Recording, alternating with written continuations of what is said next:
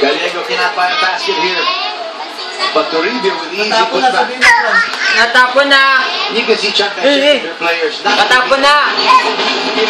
Tapon sura na ano kaya? They're going to get rebounds. Not taking anything for granted. Nice defense by the big man of Chuck and Chuck. Was looking for space, couldn't find any. Right, out over to you.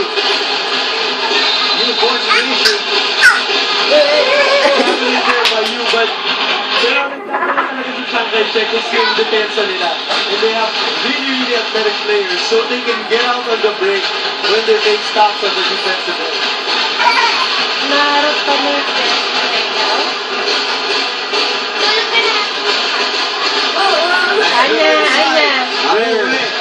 Rare inside points for Sandero over there. Under 6 minutes remaining. Yes, that's what Sandero needs to do. Take advantage of their speed, penetrate more, and find the open man. gifting. Gallego is exposed for another one of those. Or he went over 4 times. 4 times already on Gallego. You know, and it's not surprising because he's been dominating the basketball so much for Chiang Kai-shek.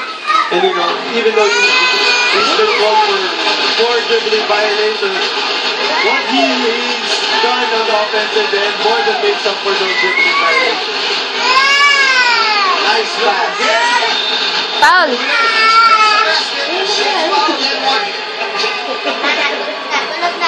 You know, the big man of Chiang Kai-shek needed to help there on the penetration. On the ball speed there by Sandero.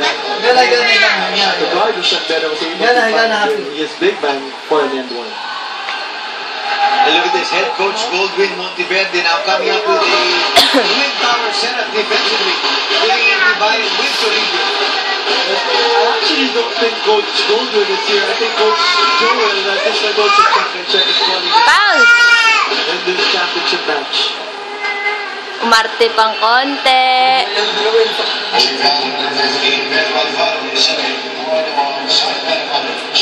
Si tenga You will head to the free throw line. sumabit, nakausli kasi.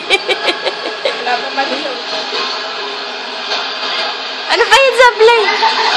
You missed the first.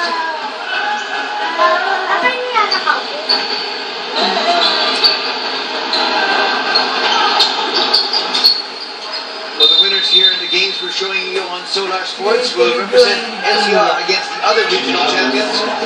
Luzon, Visayas, and Mindanao. The national championship. The SBB Pasarel Regional Championship was held on October 12 and 13 in Iloilo. That's for the Visayas. October 26, 27 in Davao for Mindanao, and November 9 and 10 in Pampanga for Luzon. And of course, the winners will slug it out for the national crowns on November 23 to 24 in Pampanga. You know, I've been fortunate enough, you know, when I was playing this tournament, to have experienced the national championship. Unfortunately, both in the SBB and Pasarel, in second place na kami. Dahil yung mga schools na galing sa different provinces, so malalakas rin talaga sila. You know, I was able to go to Cebu when I was in the SBB, but we lost to San Carlos University in the final. And in the Pasarel division, it was actually just here in Manila, but then we also lost against, if I'm not mistaken, Holy Child College from Davao. Well, you know what that shows is that the development of basketball is really nationwide. You know, hindi lang nasa Manila lang the players, also the best players eventually go out and go to Manila to play in the bigger leagues. You know, they start in the provinces and, you know, in the other schools. And coaches right now actually fly over to those provinces para makapag-recruit the players.